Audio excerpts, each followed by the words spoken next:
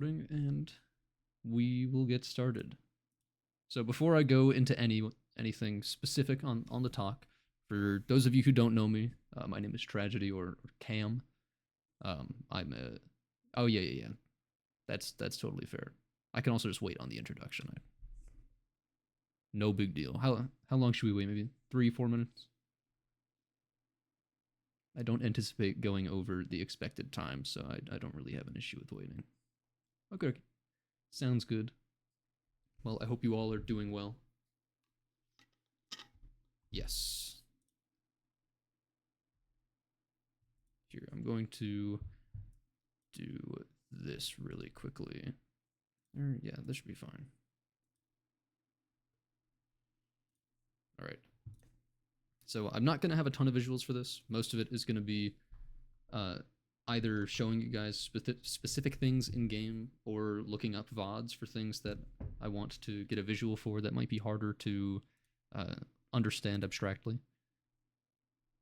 But regardless, I'll have it up for when I do want to show you guys anything.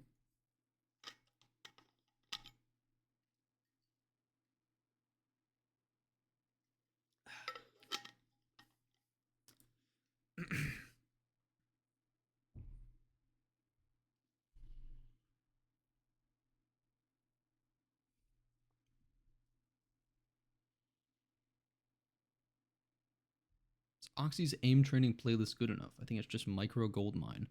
I assume you're talking about the LFT Oxy guy, the Valorant Pro. I don't know what his playlist is. I have not played it.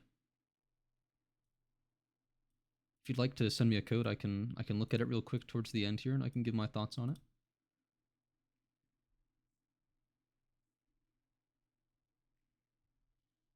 Hello, welcome everyone. We'll start in just a minute. See if anyone else ends up showing up.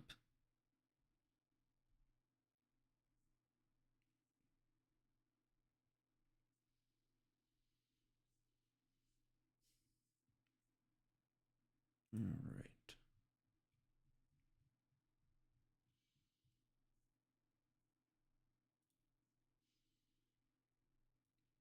Thank you for that.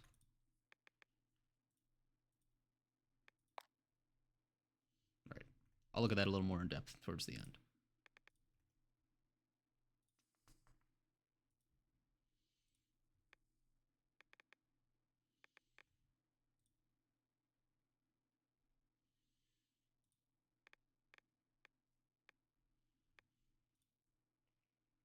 All right. I think I'll start here, and if people roll in, then anything that you guys miss will be recorded and uploaded, probably on my YouTube channel. I don't know if Neuroptima is going to do anything with any of this footage, but I am recording this, so it's not just lost to time. But let's begin. Before I go into any actual aim training stuff, I'll just introduce myself real quick. My name is Tragedy, or Cam. I've been a top aim trainer player for the past probably 4 years. More recent times, I don't really play quite so much, and I'm more of a community figurehead, and I tend to have a voice in the community, but for a long time, I was a notable precise tracking player and overall pretty decent benchmark grinder. I'm also, and have been for many years, a Grandmaster and top 500 Overwatch player, on and off, but I've got a good amount of FPS experience, so I'd like to think I'm pretty well developed in utilizing aim training to its highest possible level. But yeah, if you guys have any questions about me or who I am, feel free to ask. It might take me a second to see them, but anything you guys want to know, I will let you know.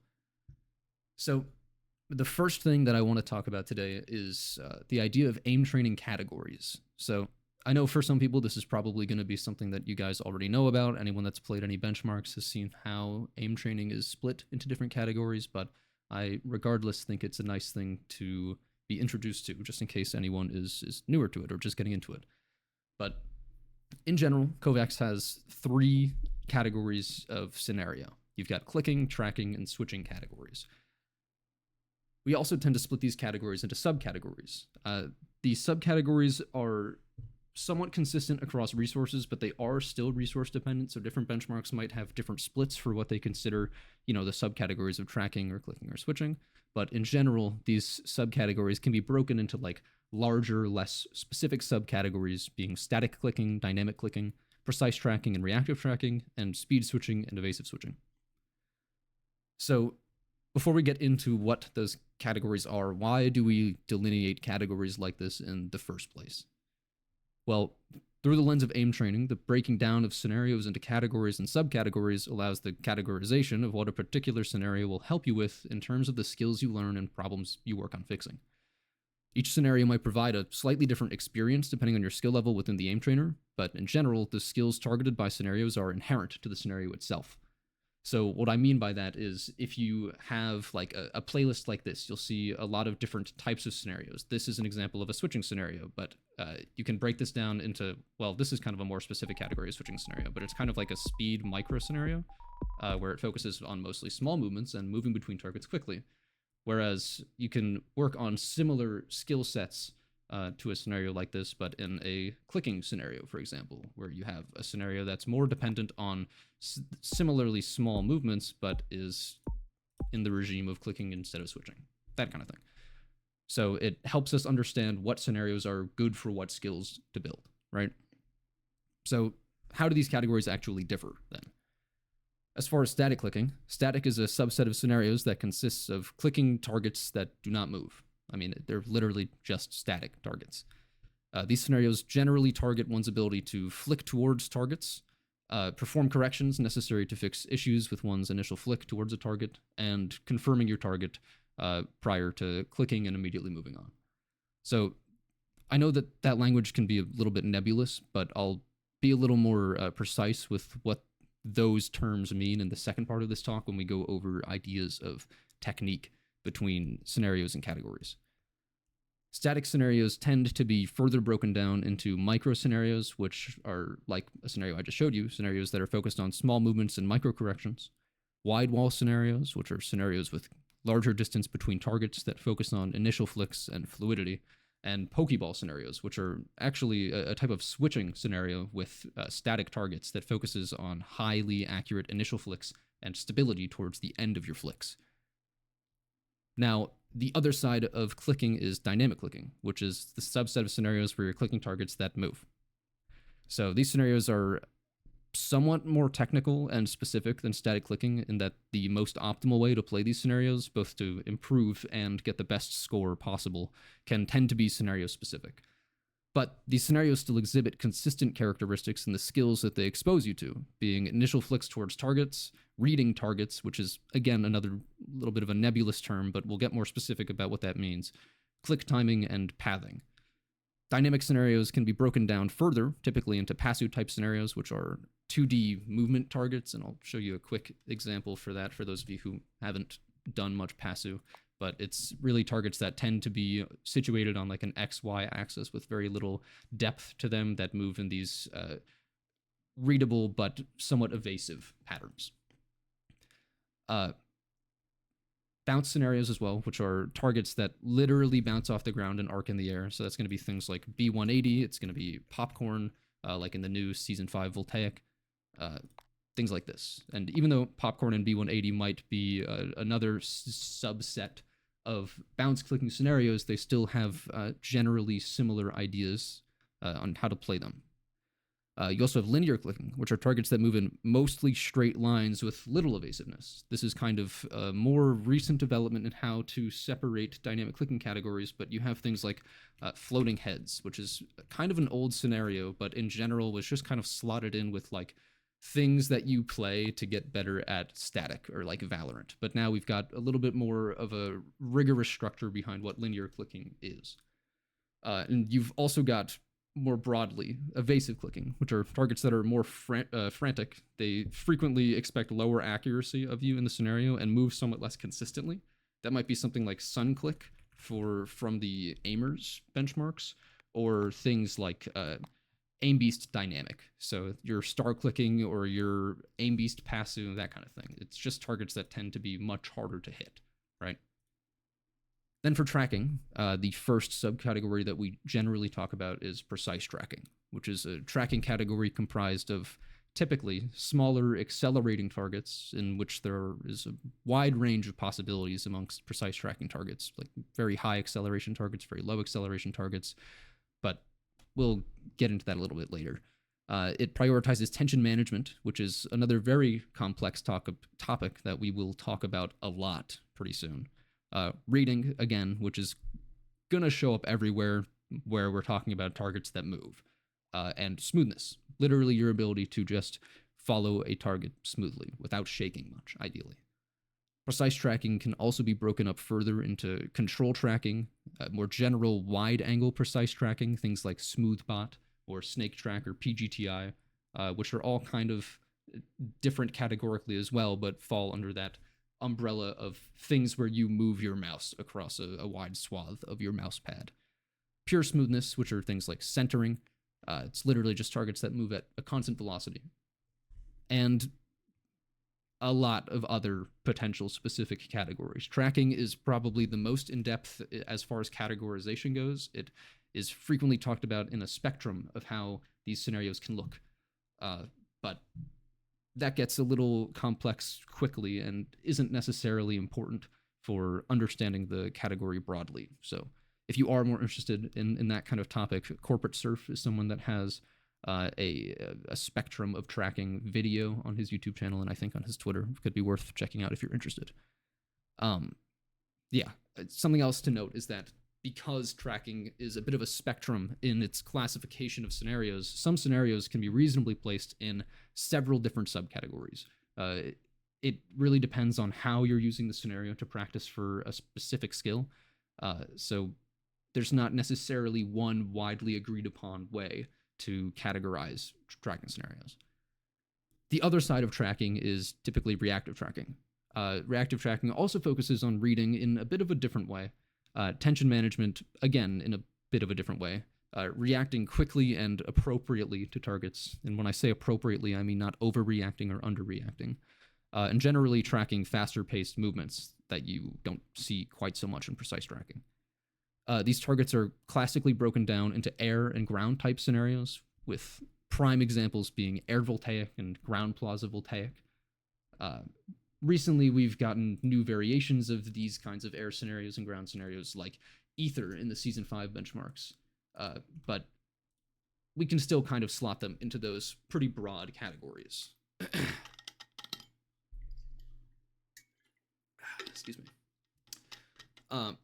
More recently, though, again, with the idea of that spectrum of tracking, we've kind of got a similar gradient of how to classify reactive scenarios, starting from raw reactivity, which is scenarios that typically have highly erratic movements and instant strafes. That's going to be something like LDDH, which might not be a scenario a ton of people are familiar with anymore. It's kind of fallen out of favor recently, so I'll show quickly what that is. This is an example of like a raw reactivity scenario. Extremely fast strafes, heavily unreadable movement. Yeah, they can be pretty intense. And a lot of aim-based scenarios fall into that as well. All the way to things like control reactive, which is on the total opposite end of the spectrum. So you've got like VT ground, S5, bot 3. That's going to be like the prime example of a control reactive scenario, where the targets are focused on being very readable and generally have higher, sorry, not higher, but slower acceleration, right? Moving on from tracking, we've got switching, right? Switching tends to be broken up into speed switching, which is kind of similar to clicking in that these scenarios focused on building accurate initial movements towards targets and fluidity in moving between targets, stability, and pathing again. Speed switching doesn't tend to have a super intense depth in the further categorization of scenarios, but two of the most timeless types of speed switching are VoxTS style scenarios and SalmTS scenarios, which are in some capacity to speed switching as linear clicking and evasive clicking are to dynamic, right? You'll also see that in technique when we talk about them. They tend to be pretty similar, but moving on, we've got evasive switching.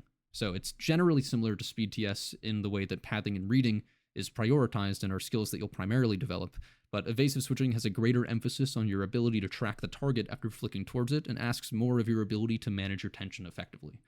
Evasive switching is a little bit weirder in terms of how it's broken up because of the dubiousness of what evasive switching even is. There's a bit of a disagreement on what a quote proper evasive switching scenario looks like. So to some people, evasive switching is any switching scenario whose targets have a lot of health. They take a lot of time to kill after you actually switch between them.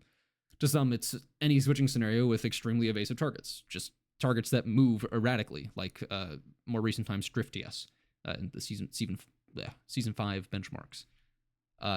And to some, the tracking is just prioritized over the switching, and vice versa to others.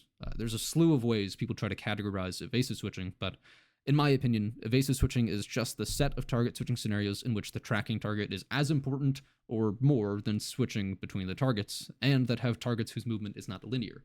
Else, I wouldn't really consider the targets to be particularly evasive, just healthy,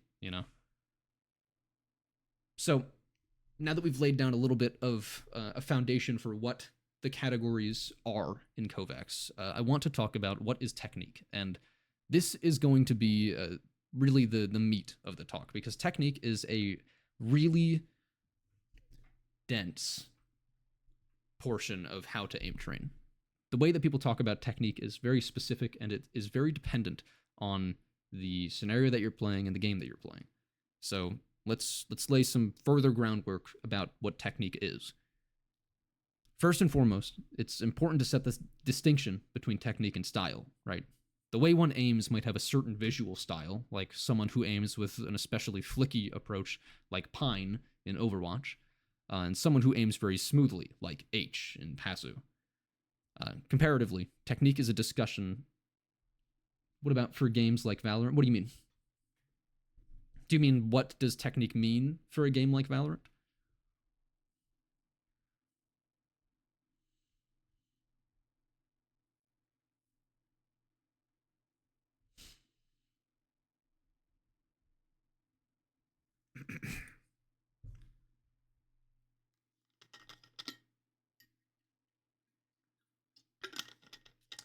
Yeah, it includes more flicky aim, right, than tracking. So that's a great question. That's not necessarily what I mean when I talk about flicky aim versus tracking aim, right? Stylistically, you might have someone who just tends to move faster in their movements, but that doesn't necessarily mean they're flicking more or tracking more. In a game like Valorant, you'll be exposed to a lot of situations where you might need to perform like micro corrections or larger flicks more often than a game like Apex Legends, where you would tend to be in mostly long reactive tracking scenarios, right? But that doesn't necessarily mean technique in Valorant tends to be more flicky than tracking heavy, because technique is more about the most optimal way to perform a movement rather than whether or not you are flicking towards targets more often or tracking targets more often. And you'll see that you have a lot of players in Valorant who might have extremely accurate flicky aim, right? Someone like Tens versus someone who has much smoother aim that might not be moving quite as quickly, but still has consistent, strong aim, like Tarek. Those can be considered stylistic choices as well, but they also do have genuine strengths and weaknesses. You'll find that people who tend to have flickier aim might be more inconsistent at times. They might have higher ceilings, and they might be able to react quicker to certain situations, but it's a inherently less consistent playstyle because flicks are sort of stochastic. You cannot control them entirely in how they begin and end. You obviously will develop a greater control over them as you aim train and are put into these situations more often, but you can never 100% of the time stop your flick exactly where you want it to. Smoother movements that tend to be smaller and slower allow you to express a greater sense of control in what you're doing exactly, because you have this sort of sense of visual clarity when you're performing that movement that allows you to account for movement that the target is making or movements that you're not intending to make while you're finishing your movement towards a target, and you can sort of course correct as you finish the movement. We'll talk a little bit more about that in just a moment, but that's a good question. Are you satisfied with that answer before we move on? Kind of do like 80% flick and tap scenarios and 20 to 30%. So I think what you mean is kind of a differentiation in categories again. When you're playing a game like Valorant and you're trying to improve in attack FPS, you will tend to want to be exposed to flicking scenarios and clicking scenarios in general more often than tracking scenarios, because those are the majority of the movements that you're trying to make. And it's just the most effective way to train for that kind of game. But that doesn't mean that the skills that you develop through tracking are neglected or unimportant for TAC FPS as well. And you'll see that in one of the most important topics that we'll cover today, being tension management, which is something that you learn differently across many categories that is largely applicable to any situation in any game ever. All right, let's get into that a little bit before we get too off topic here. So, continuing on about technique versus style. Technique is comparatively a discussion about the most optimal way to play a set of scenarios, right? So because of the differences across aim categories, there isn't necessarily one theory of everything approach to technique. Instead, there are several different collections of ideas that we refer to for each subcategory, and in many cases, specific applications of these techniques to the subcategories. Let me take a sip of my water real quick.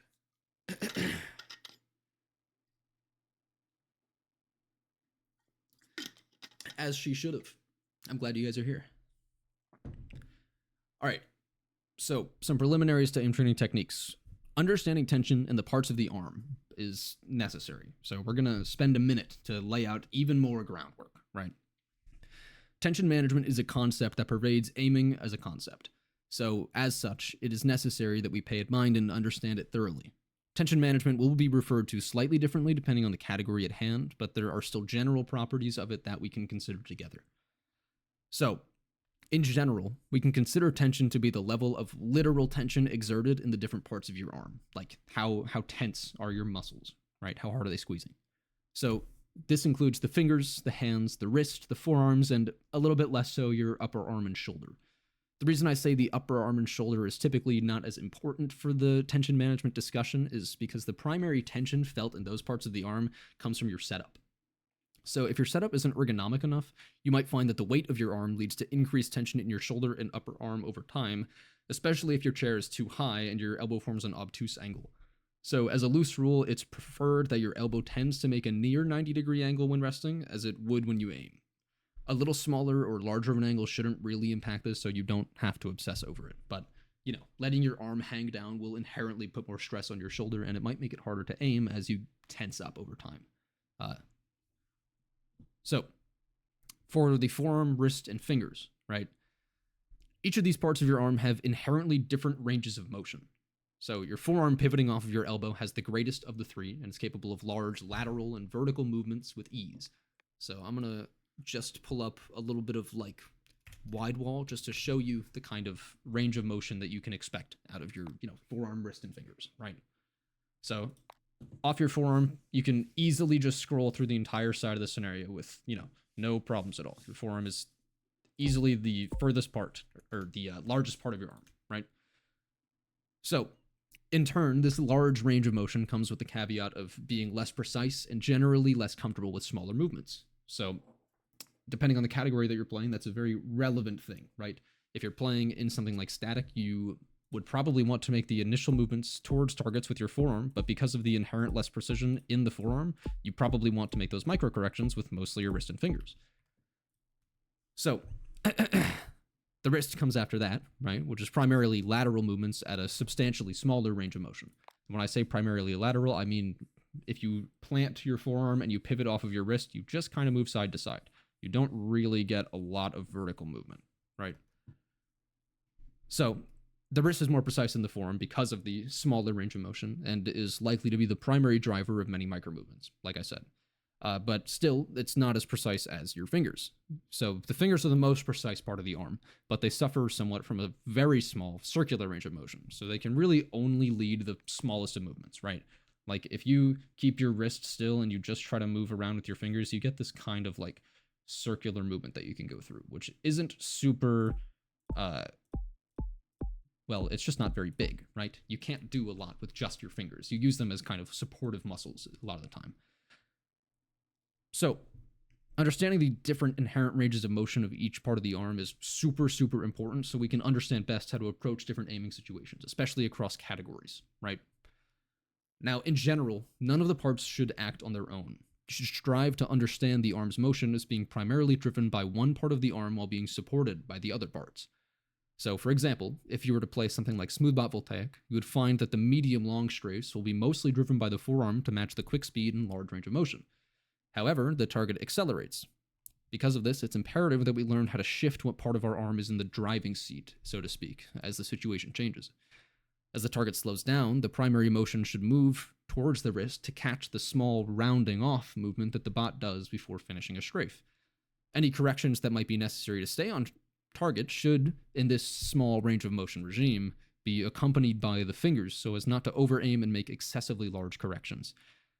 That might be a little difficult to understand intuitively, but, don't stress it too much. We'll go over more examples as we talk through the different categories. Now, before we move on from that, I do want to show you specifically an example using Smoothbot Voltaic, because I think it's a great scenario for talking about the different parts of the arm, and I know that these are kind of difficult to see in your head. So let me grab a VOD really quickly here. And we can see what we are talking about.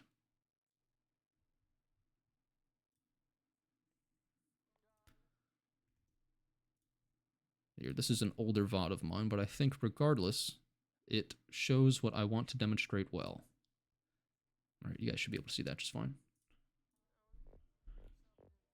So when I mean catching the rounding off movement of the target, I mean this kind of point where it starts to slow down towards the end of its movement, like there. That's where the kind of transition between your forearm to wrist becomes super, super apparent, right? These larger movements that the target does have to be started with the forearm because you can't expect the bot to slow down immediately. You kind of assume that it's going to continue moving in this large range of motion, and your forearm is the only part of your arm that can support that large range of motion. Then, as you watch the target and you begin to understand its acceleration, you employ different parts of the arm depending on whether that acceleration is like speeding up or slowing down, going into or out of a large strafe into a short strafe, right? So hopefully that makes some sense. But if not, that's all right. We've got more to talk about, so it'll be okay. Go back to Kovacs here. All right. So where does tension actually come in then? Tension gives us a method by which we can control the speed we move at and transition confidently between the parts of our arms. I want to give that a quick caveat in that tension is not the only way we choose the speed that we move at. It's possible to move our arm quickly or slowly with little tension, right? But employing tension gives us the ability to very quickly change the speed at which we're moving at. So that change in speed is what makes tension a very, very valuable tool, right? So in general, a higher tension player will be more comfortable moving quickly, but will suffer from rigidity and an inability to confidently transition between the parts of the arm as you employ that high tension for a longer period of time. Conversely, a low tension player might be smoother, but could lack an efficient variable pace in clicking, for example, and may undertrack faster bots in tracking scenarios. These are problems that you can have without your tension following this profile, but these are also issues that can stem directly from these tension profiles, just to understand a little bit more what tension is exactly doing. So we must be able to shift the level of tension in the parts of our arm depending on what the situation calls for, and we have to be able to release tension quickly when it's no longer needed. The inability to get rid of excess tension can lead to a concept called lockout, in which the ability to make small, precise movements is lost, and it's pretty much impossible to make smooth movements anymore. Naturally, that is very, very dangerous for any sort of situation, right?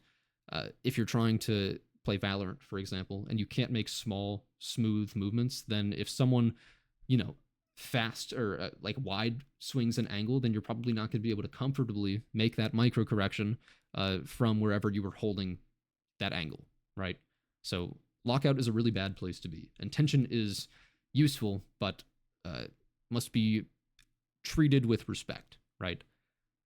And this inability to make smooth movements comes from the literal ability to reduce the amount of stress in your arm, or rather that ability to reduce the tension in your arm comes from the literal ability to reduce the amount of stress in your arm.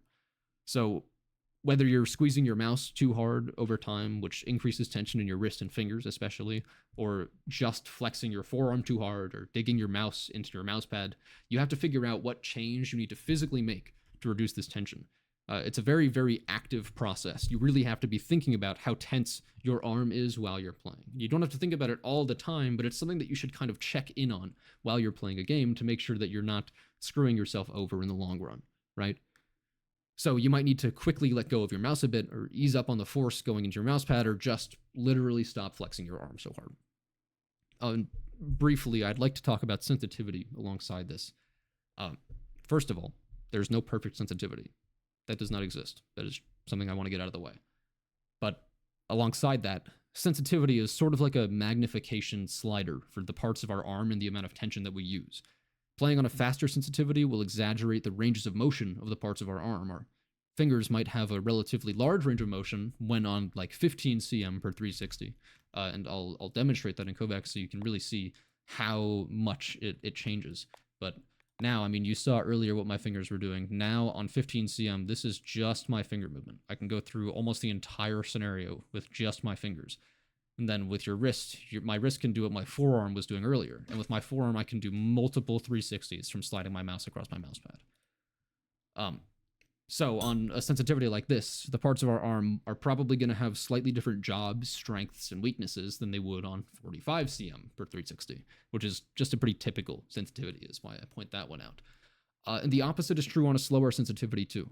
Playing on 65 cm would make us vastly more stable than on such a low sensitivity, minimizing the effects of shaking and bad finger or wrist control, but it now takes much more effort to move the same distance in game as before, meaning our ability to move distances in high velocity bursts may require a different level of tension to a lower sensitivity case. There is a huge degree of nuance to sensitivities and how they affect you, so I'm not going to go into a ton more detail on this. But the thing that I'd really like to take note of here is that the different parts of the arm's relative relationship stay the same, but their literal capabilities are sensitivity dependent. And so again, you see my my fingers can do this on 15 cm, and then if I go to something like 60 cm, my fingers do this. It is literally like a magnifying glass on what your different parts of your arm can do.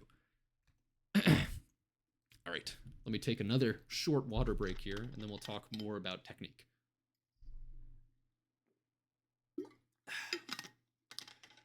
Okay, so we have this kind of idea of tension management down now. What does technique mean across categories, and how does tension management relate to it? So the first category that I want to go through is static clicking. It's got a lot of nuance to it, right? Currently, there are a few pedagogical points of view on what optimal static clicking technique looks like, but I ascribe to the viewpoint that optimal static clicking can be broken down into three components. The initial flick towards a target, debatably either the confirmation before we click the target and then the recorrection onto the target, or the recorrection first and then the confirmation before we click the target. I'll go into what that means more in just a second, but this idea was originally popularized by Bardoz with what the community refers to as the Bard pill back in like the early 2020s. A technically sound initial flick towards a target should consist of a strong, quick burst of momentum towards the target that ideally rapidly decelerates and stops near the target. The only reason that I don't say on the target is that it's extremely unrealistic to consistently perform. I mean, it's basically impossible. The reason we want to stop prior to the target is to optimize the ease with which we can transition from our initial flick into our micro correction. So if we can consistently land just short of the target, then we can ideally recognize that we are likely to stop short of the target while finishing the flick and carry that momentum through to our micro correction without wasting time stopping and starting two completely distinct movements. And briefly, before I say more on that, when I say we want to move from the initial flick to the micro correction without making super distinct movements, I don't mean that you literally do your initial flick and then you like slowly move into the bot without ever stopping. I mean, you want to end towards the target, and then if you were to watch with slow motion, you would see that I would stop for a brief second before starting the flick back towards the target. It's more like understanding visually where you are about to land towards the target, and understanding what your microcorrection has to then look like as soon as you're done with the initial flex movement, right? I'm really just trying to highlight the fluidity that you should have between that transition. So, following this microcorrection, or debatably, right before this microcorrection, you should spend an extremely small, basically imperceptible amount of time to confirm that your microcorrection landed on the target before clicking and beginning the flick to the next target. What I mean by an actual like imperceptible amount of time is once you do your microcorrection, you kind of want to actually look at whether or not it landed on the target and then click and move on. You might not necessarily be able to 100% of the time confirm whether or not your microcorrection landed on the target, but it's not necessarily about always getting it done perfectly every single time. It's more so just being aware of how your micros ended up moving so you can get a feel for what your strengths and weaknesses are and improving upon them over time, right? On top of that, when I say before clicking and moving on immediately, I mean once you click on the target, you should never be hovering over it after you've performed the click. You should be clicking and immediately starting the next movement. You just do not need to sit there and wait to see whether or not you hit the target. If you didn't hit the target, it's fine. You don't need to go back and shoot it again. You're just wasting time processing whether or not you've landed on the target. That might not necessarily be true in game, because in game, hey B, I'm recording. Don't worry. I'm going to upload this later for you. So if you're actually, yeah, don't worry about it. Love you too, buddy. All right. If you're in game, right, like you're playing Valorant again, for example, you don't really have the luxury of clicking and immediately moving on to the next target, right? You are inherently forced to continue playing against that player unless you actually hit the shot the first time. So it's important to note that the confirmation in game is probably going to look a little bit different than the confirmation in Kovacs. The reason that this is optimal in Kovacs is because, one, the targets aren't shooting you, and also you're trying to get as much time possible in actually performing aim, right? And if you're spending time on cognition after each step for all of these steps, you're just aiming less and you're getting less optimal practice in. So on top of that, in order to reduce the amount of time we spend on cognition in aim training, it is extremely important that we move at a pace that we can visually process. Such that the time between each step is as minimal as possible, right? So you shouldn't be flicking as hard as you can with every flick, or you'll end up over flicking constantly and making your microcorrection way harder. That inconsistency on your initial click is going to make that microcorrection much, much harder. I will say, my technique, for example, right now, I tend to flick a little bit faster than I'm comfortable with, and it's not something that is optimal static technique. I'm just not very good at static clicking, so I tend to perform suboptimal initial flicks. But let's look at a Xeon Low VOD really quickly, just so you can kind of get an idea of what like the best static technique actually looks like. And I think watching it briefly in slow motion to actually exhibit the sort of 3-step process is always a super, super valuable thing to do. But briefly, I mean, you can see he tends to just do these very, very smooth, fluid movements where the initial flick, it looks like it just moves into the microcorrection with no stopping between them, right? But if we actually go into, a quarter speed here, you'll see that he does end his initial flick and then perform another microcorrection after it. It's just that his initial flicks are, 1, highly accurate, and 2, extremely consistent in their transition to the microcorrection. So it looks like these are all just single fluid movements. This is just the same technique adapted to the highest possible level, right? So, anyway, moving on from that, Xeon has a great static guide to check out if you want more info on static specifically, but yeah. So how does tension management and the parts forearm factor into this, right? An initial flick is generally a larger movement, so you'll always, well, not necessarily always, depending on the situation, but you'll nearly always want your forearm to be the primary driver of the movement. As you slow down, you'll naturally lend your wrist to take over more of these movements, but it should almost never be the primary driver of these movements, unless you're playing on like an absurdly fast sensitivity, which I would not personally recommend, especially for static. Now, it's because you don't want to plant your wrist and lock yourself out of the verticality that your forearm offers, even if it can be somewhat supplemented with your fingers. Alongside these ideas, though, tension management asks us that we use a variable level of tension because the inherent changes in precision required between the large initial flicks and smaller microcorrections is just different. It is fine to briefly use a higher level of tension to flick towards a target, as long as the tension is released as the flick ends to ensure a smooth, fluid transition to a microcorrection. If you are incapable of releasing that tension over time, sorry, I'm sharing my notes. You guys probably don't care to look at this. I will be publishing those when they're done. I didn't entirely finish writing them yet, so probably will not be at the same time as the talk, but those will also be open if you guys are curious on the specific information.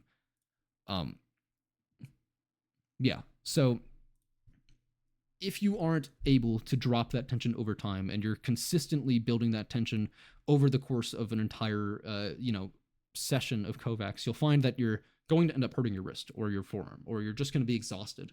And you'll also find that you just play worse over time. That's why it's really important that we understand how to release that tension. One, between every flick, right?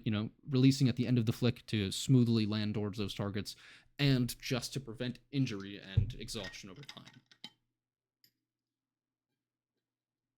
So, it's also important to mention that in static clicking, and clicking and switching in general, you'll have this idea of like clustering between targets, right? There are going to be a lot of targets. They will frequently be closer together. When targets are closer together, we would ideally be able to just immediately move between them, like no hesitation at all. So something like multi-click is a good example for this, where you'll have targets that are just all right next to each other, so you want to just be able to flick between them without having to think about it at all. You just want to be able to flick, click, move on instantly, right?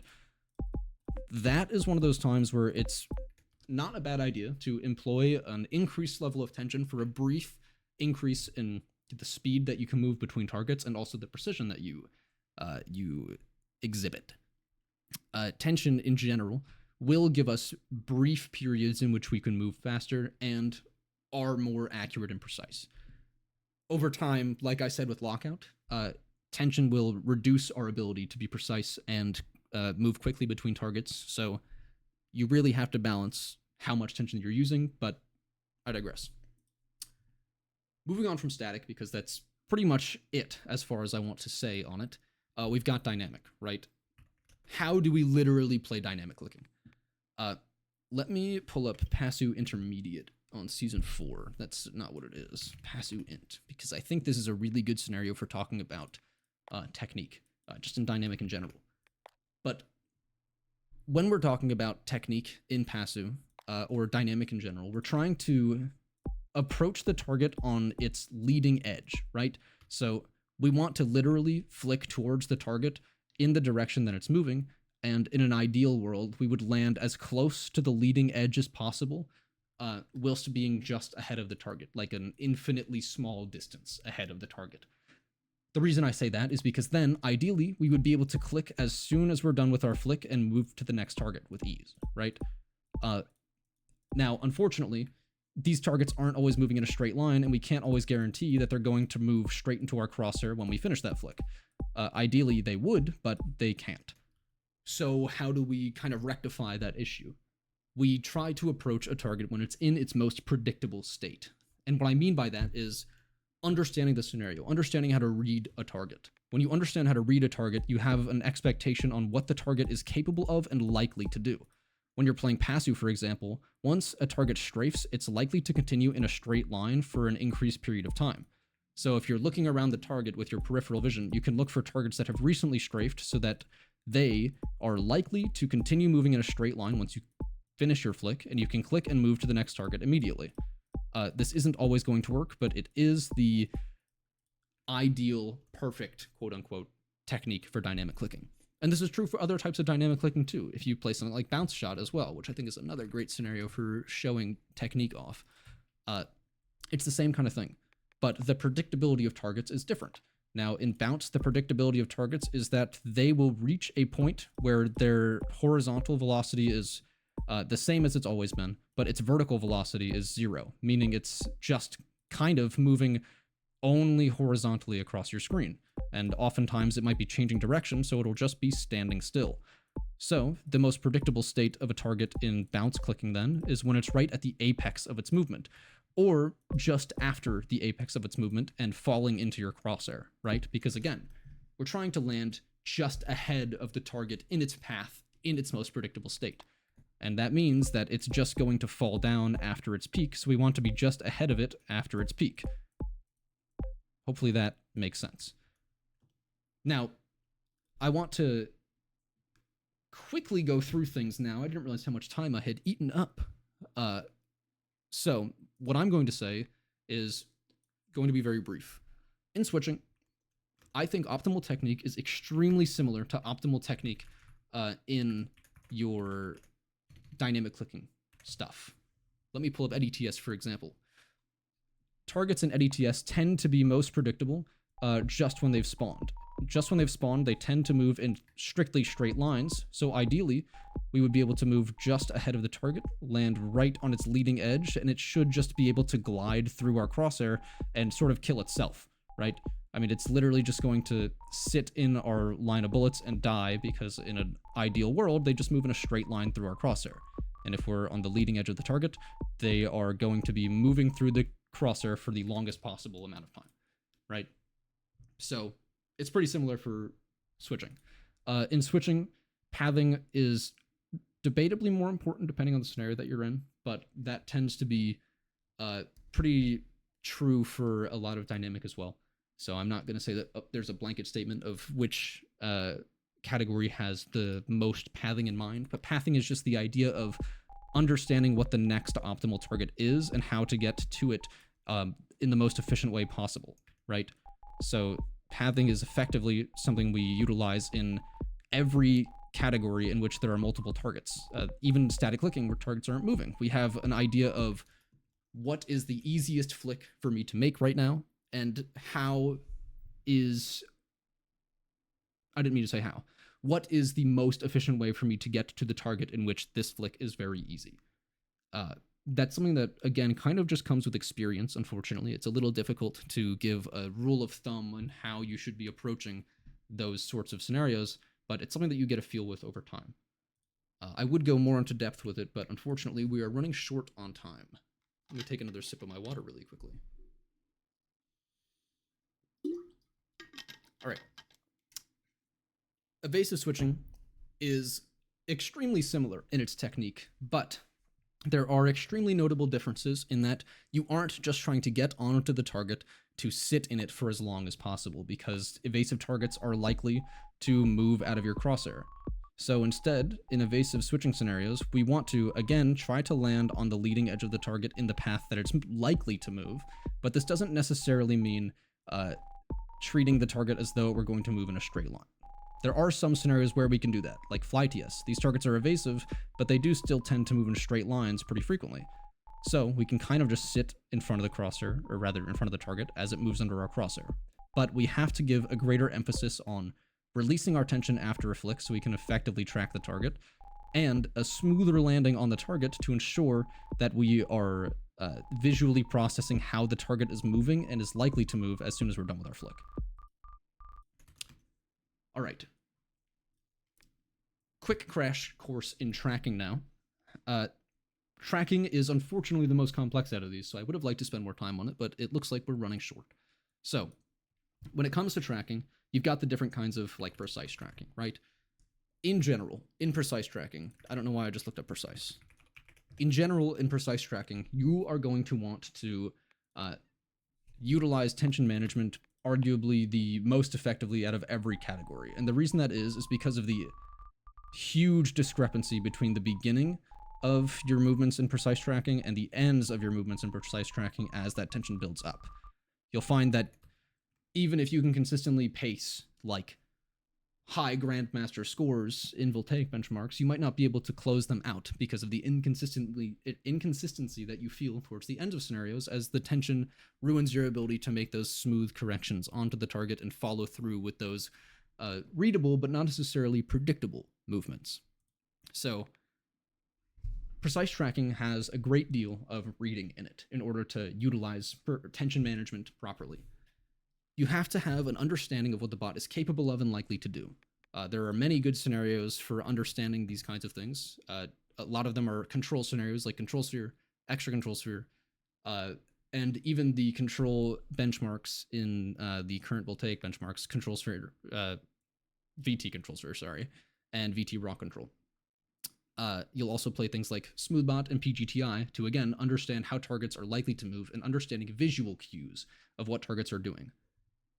It's extremely important that we don't misconstrue reading for predicting. We're not trying to figure out what the target is doing ahead of time. We're trying to figure out what the target is doing and what that means for what it's about to do. But we're not making any preemptive movements, right? I'm not beginning the strafe, if I play control sphere intermediate, for example, I'm not going to begin the strafe and then start flicking backwards because I know that's the next direction that it's going to move, trying to catch it before it actually goes into that direction for a crazy 100% accuracy flick or something like that. That's completely pointless. We just want to understand that when the target begins to slow down, right? I know that means it is likely to change direction now, and I just want to either slow down with the target or prepare for the next strafe in the other direction and get my arm prepped for starting a smaller movement after having followed through with the larger movement, right? So that's going to look like using my forearm to follow through with this large movement, and then transitioning to mostly my wrist and fingers as it goes through a smaller movement, and then going back to my forearm to follow through with the larger movements again, over and over.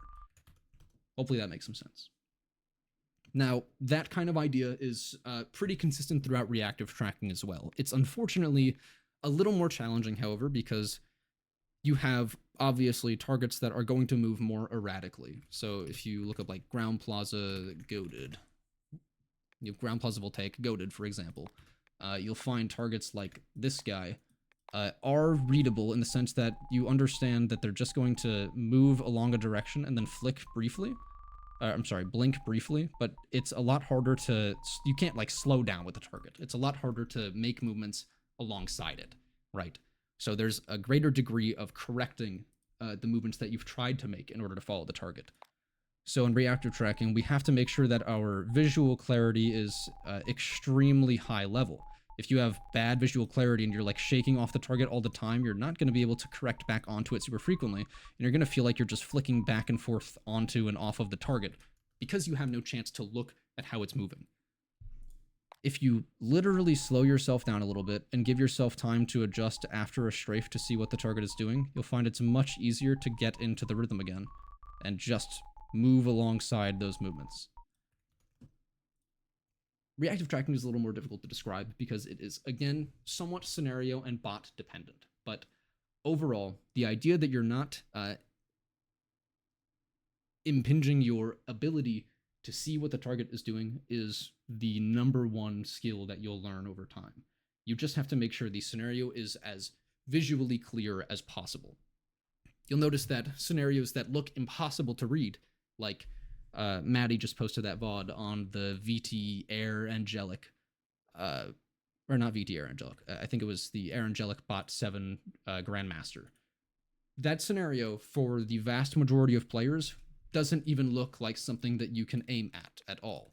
I mean, here, hold on, let me pull it up. Air Angelic Grandmaster.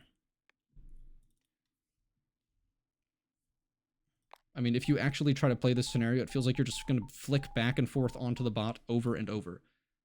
Even when you're just not trying to track it and you're just looking at it, it still seems like it's moving insanely, erratically. And it is, but if you look at a VOD like Maddie's, you'll notice that because of his smoothness and ability to control himself when trying to react to the target, the bot becomes vastly more readable.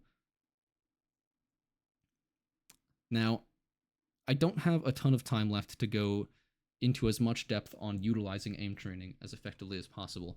So, to give a short blurb on it, aim training is a supplement for games. If you want to get better at aim training because you want to be good at aim trainers, that's fine. You can play aim trainers and you can play the different categories, work on a wide range of scenarios that challenge the skills that you haven't developed yet, and you can spend a lot of time understanding what your weak points and what your strong points are. If you want to play aim trainers and get better at them, to get better in game, you have to understand what are the most important parts of this game. What parts of my aim am I going to be using the most? In a game like Overwatch, for example, you probably don't need to understand the basic concepts behind static clicking. Well, I should be clear.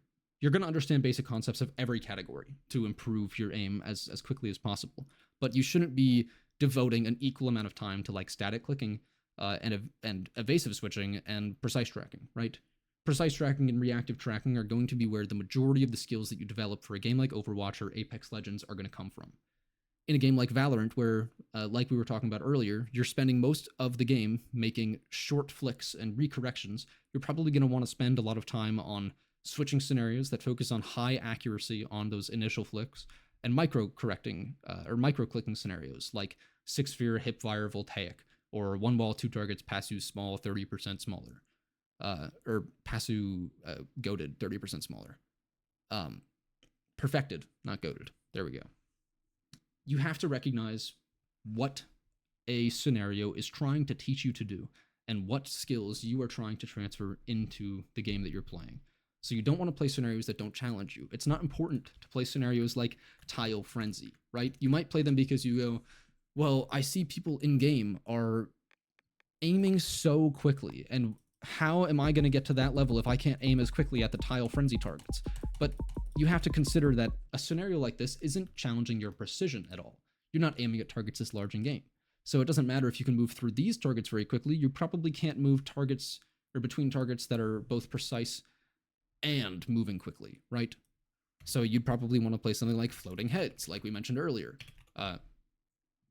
You just have to be making sure you're playing scenarios that both challenge you and are relevant towards the skills that you're trying to develop. That is really the crux of aim training. Should I focus on consistency as much as possible? Do you mean consistency in how you play or how you train, or in what sense are you using consistency? Because if you're saying consistency like, should I be playing every day? Probably, a little bit. It's like the gym, right? If you take 4 days off the gym, you're probably not going to feel the best your next gym session. But if you're still going as consistently as you have been for years, you're going to find that you're going to feel pretty much as good as you have been every day, right? Optimally, you should not be aim training for long sessions before playing your main game. It is going to exhaust you, in my opinion. It's going to exhaust you, and you will find that your aim doesn't feel as good in game. If you use scenarios to like cool down after a game, you hop on Kovacs to aim train after you've played a few hours or whatever it might be, you'll find that your retention for the skills that you're trying to develop will be much higher than if you're playing before the game, because then you've got all that information kind of washed out by the influx of information that you get when you're playing ranked, right?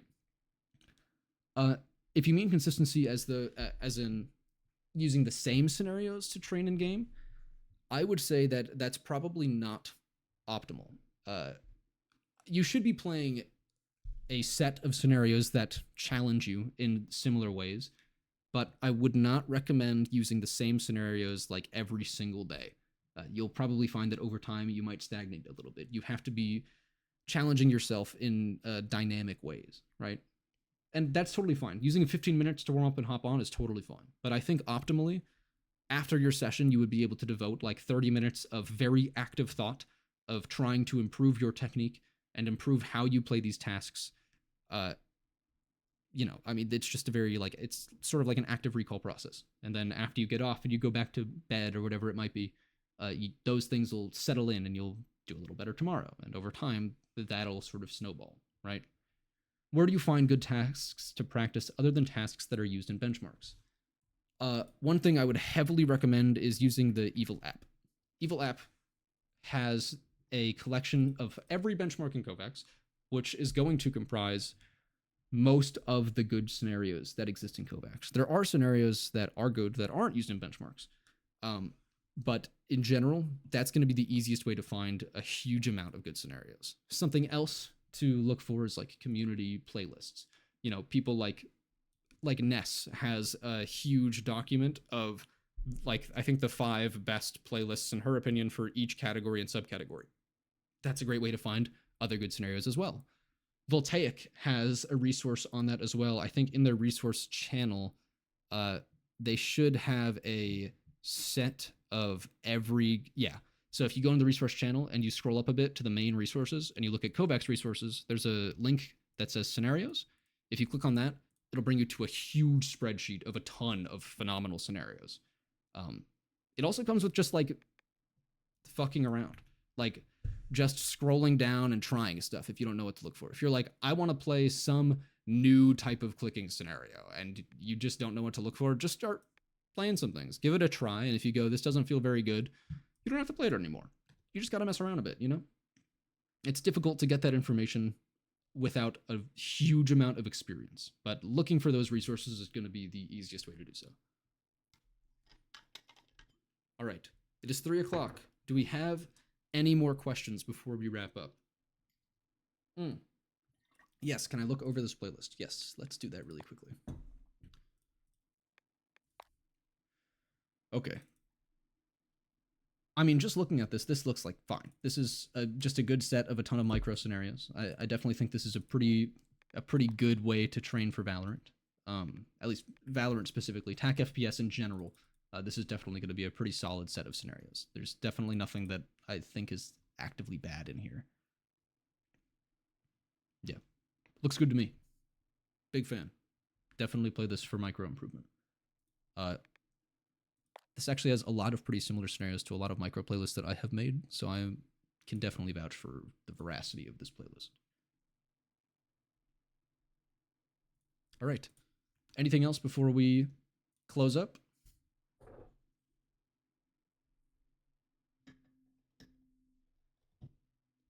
I'm going to take that as a no. Thank you guys for coming. I really appreciate the opportunity to talk to you guys today, and I hope you learned something. If you guys have any more questions, you are totally free to DM me afterwards. I'm pretty open about DMs. I don't respond very often, but I will look at them eventually, and I will respond to you guys if there's anything you guys want to ask. Yeah. Thank you guys for coming. I appreciate it.